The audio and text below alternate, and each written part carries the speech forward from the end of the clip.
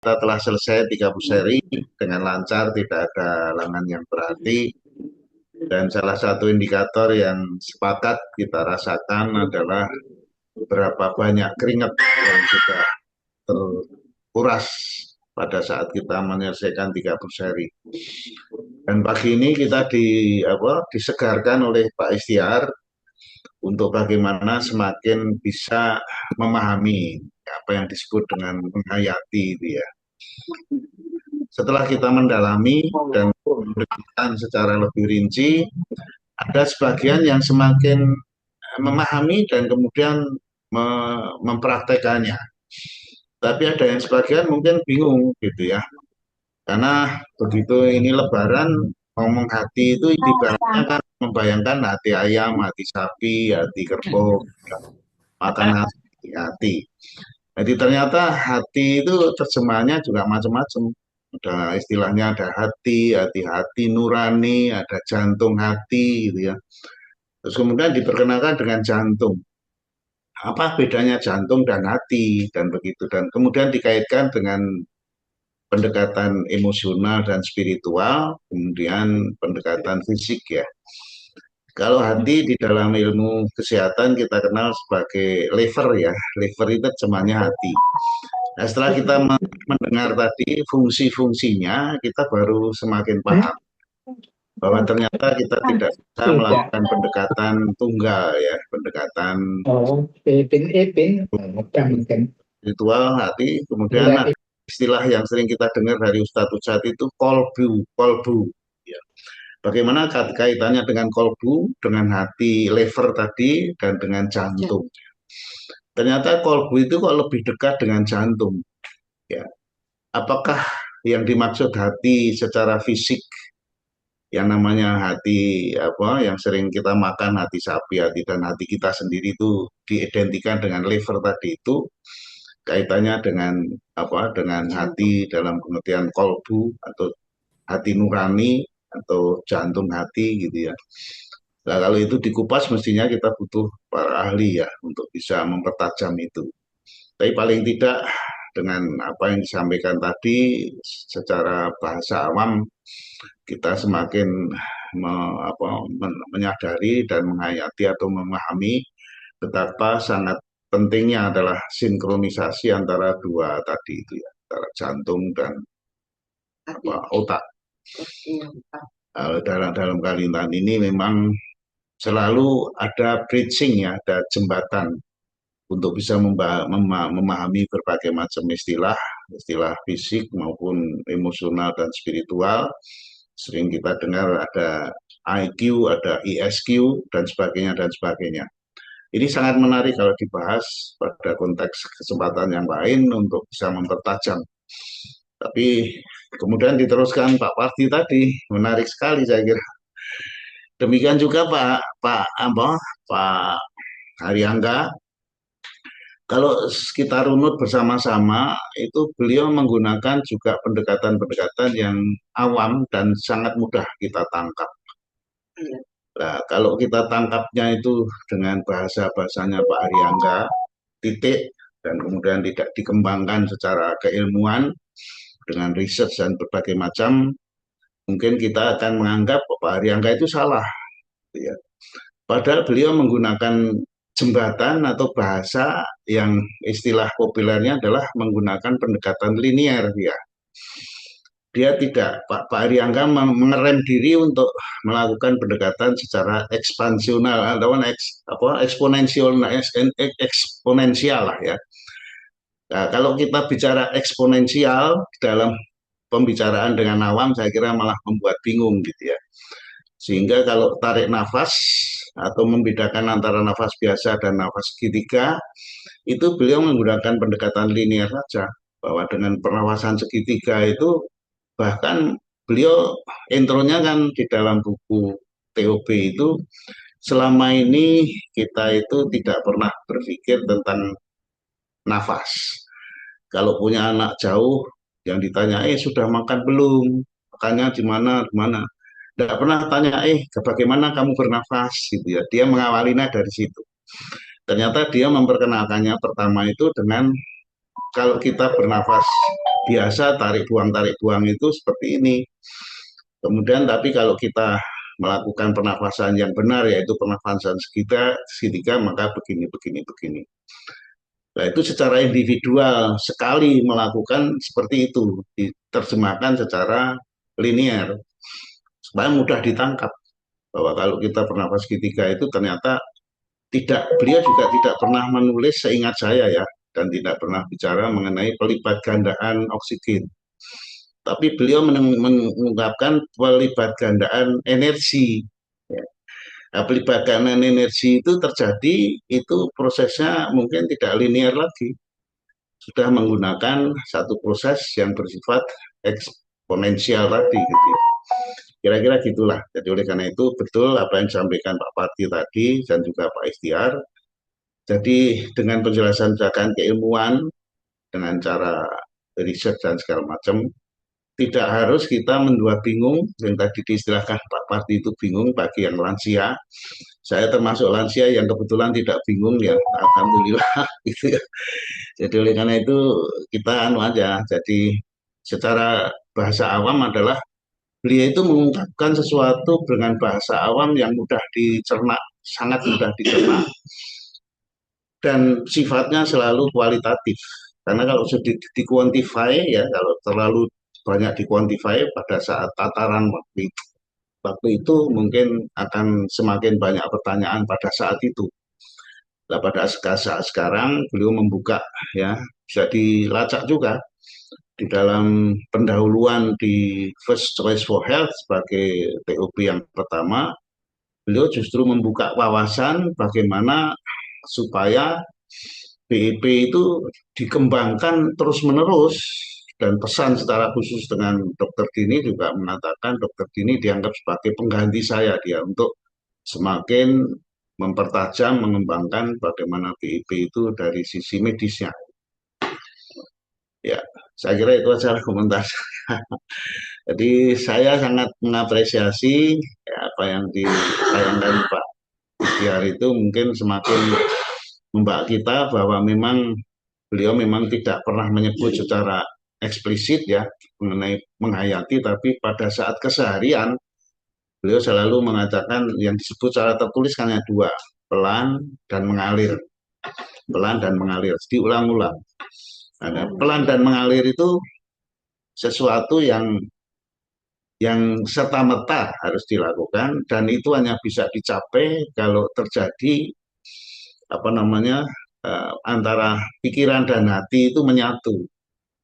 Nah, pikiran dan hati menyatu itu seperti apa? Nah, tadi dijelaskan oleh Pak Estiari. Jadi menyatunya itu seperti itulah kira-kira gitu. Ya, terima kasih Pak Estiar. Dan terima kasih juga Pak Parti, sehingga kita tidak perlu bingung ya, bahwa apa yang disampaikan Pak Ariangka semakin diperjelas melalui riset dan keilmuan yang berkembang terus selama ini dari Pak Estiar, dan dari LKR, dan seterusnya. Dan seterusnya. Wabarakatuh. Waalaikumsalam. Tadi sudah diutarakan tentang intuisi ya, berkaitan agak ke otak dan juga jantung sebagai organ yang dipakai. Di dalam functional medicine memang kita memiliki 3 otak. Satu adalah otak yang ada di kepala, 2 adalah di usus, 3 adalah jantung. Nah, ketiga-tiganya ini berfungsi sangat bagus. Tadi sudah diutarakan di dalam slide-nya tentang jantung banyak memberikan sinyal-sinyal ke otak, tapi otak tidak begitu banyak sinyal yang diberikan kepada jantung. Ini ada di dalam ilmu functional medicine. Di dalam 3 gambar ini diutarakan berkali-kali. Kemudian usus harus juga dijaga, karena kemarin itu ada webinar tentang menjaga usus, akhirnya terjadi proses disbiosis, kemudian usus kita yang halus dan juga rapat mukosanya menjadi bocor, sehingga disebut sebagai the leaky gut. Inilah cikal bakal semua penyakit yang ada di tubuh kita kalau kita tidak pandai untuk menjaga usus. Jadi 3 otak yang kita miliki adalah otak yang di kepala, otak yang ada di jantung, dan otak yang ada di usus. Jadi ketiga hal ini sangat berkaitan. Jadi jangan sampai kalau kita memiliki ketiga otak ini yang sudah dikasih Tuhan, tidak bisa kita manfaatkan, kita tidak bersahabat dengan mereka, dan juga tidak bisa merawatnya. Jadi hati-hati untuk semua peserta bioenergy power dimanapun berada, bahwa kita patut untuk menjaga otak kita yang ada di kepala, otak kita yang kedua ada di usus, otak kita yang ketiga ada di jantung. Jadi ini yang patut kita perhatikan untuk selalu berkata-kata dan upaya untuk ke arah sisi sehat. Karena cancer pun, kemarin juga kita sudah dengar seorang penyanyi yang sangat terkenal, dia sudah menjaga hidupnya dengan baik, dengan pola tidur yang bagus, pola makan yang bagus, kemudian rajin olahraga. Tapi tidak bisa menjaga ususnya. Jadi terjadi proses disbiosis, kemudian berakhir dengan the leaky gut, di situ terjadinya cancer. Begitu juga seorang tokoh pakar kita di MPR ya, putrinya juga mengalami cancer karena mereka itu selalu dirundung oleh stres yang tinggi karena pekerjaan-pekerjaan sangat membutuhkan suatu relaksasi. Kita di Bioenergy Power ini juga berlatih untuk pikiran harmonis, itu suatu keuntungan sehingga kita bisa memperbaiki jantung kita dan juga kita bisa memperbaiki usus kita. Ini yang saya kupas dari pembicaraan slide dengan slide tadi pagi. Mudah-mudahan bermanfaat. Wabillahi taufiq wal hidayah. Wassalamualaikum warahmatullahi wabarakatuh. Waalaikumsalam. Wah, luar biasa. Terima kasih Bu Dr. Dini. Ya, tambah lagi itu ya. Jadi kalau tadi kita taunya otak itu di badan kita aja. Ternyata ada di jantung. Jantung tadi udah ada pembahasan. Tapi kemudian ini betul-betul part dengan otak di lutut. Jadi kalau ini sangat kebalikan ya dengan kalau di Jawa khususnya itu kan ada Pak Bu ya, kalau ada umpatan ya, oh tak mulai dengkul ya. Jadi Iya. Tersesat itu. ada Otaknya umpatan kedengkul tersesat. Kalau otak itu didengkul, karena memang dengkul itulah yang menyanggah berat badan kita, dan di ya, dengkul itulah yang bisa untuk menggerakkan kaki kita. Walaupun kita tidak bisa berjalan dengan bagus, tapi kalau bermasalah di lutut, itu adalah masalah besar. Jadi memang, ya, tapi di dalam ilmu functional medicine, kita mengenal 3 otak, yaitu otak yang ada di kepala, otak yang ada di usus, dan otak yang ada di jantung. Tapi kaitannya dengan organ-organ tulang dan sendi itu banyak terjadi apabila kita tidak bisa menjaga asupan asam amino yang ada di dalam usus halus. Karena 70% dari neurotransmitter tubuh kita yang di luar saraf di otak kita yang ada namanya 1 sampai 12 itu ada di usus halus. Di usus halus inilah adanya serotonin sehingga dia menyumbang untuk melatonin sehingga malam hari kita bisa tertidur nyenyak. Di usus ini jugalah mengatur untuk kadar gula darah dengan glukos yang kita kenal dengan suatu insulin glukos, jadi untuk mengatur produk-produk yang dikeluarkan oleh pankreas yaitu insulin, itu ada di usus halus. Jadi perhatikan jangan sampai kita terjadi disbiosis sehingga kita mengalami kebocoran-kebocoran usus, the leaky gut, yang akan berdampak ke semua penyakit di dalam tubuh. Itu yang penting untuk dipahami. Jadi jangan sampai kita juga 3J diabaikan, jadwal, jenis, dan jumlah makanan yang kita makan. Itu ada di BEP. Jadi itu patut juga kita untuk bisa menjaganya. Dan kemudian berlatihlah secara konsisten, berkesinambungan, dan juga teratur, gerakan olah napas dan olah gerak. Karena sekarang sering dikaitkan dengan metode yang dikemukakan oleh Dr. Andrew Wills di Amerika, seorang bapak integratif medicine.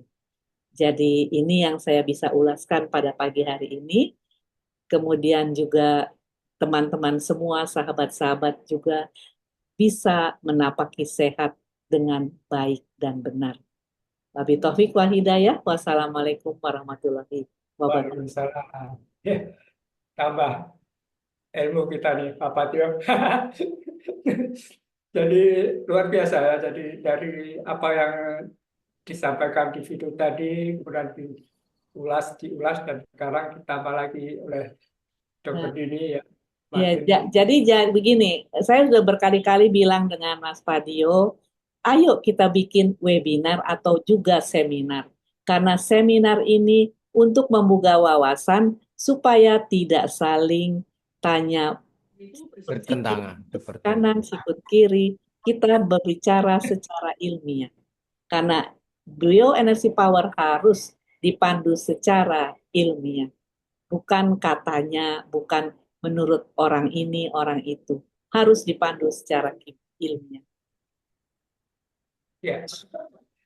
Itu sekali itu Eh, kapan-kapan mudah-mudahan Mbak Evi ada di sini, mungkin bisa disinkronkan antara dewan ada. pakar dewan pakar yang ketuanya Dr. Dini dan Bu Bu Deni sini. Bu Sekjen, ya Bu Sekjen Jadi di sini mungkin bisa Siap, coba siap.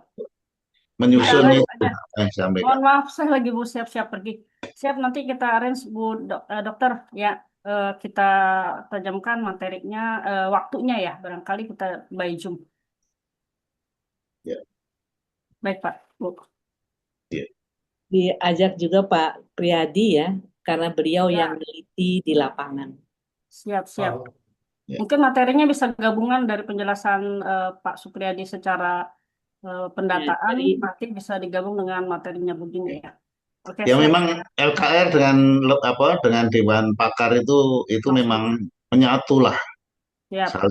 saling isi mengisi. Ya. Bagus sekali saya kira. Masih.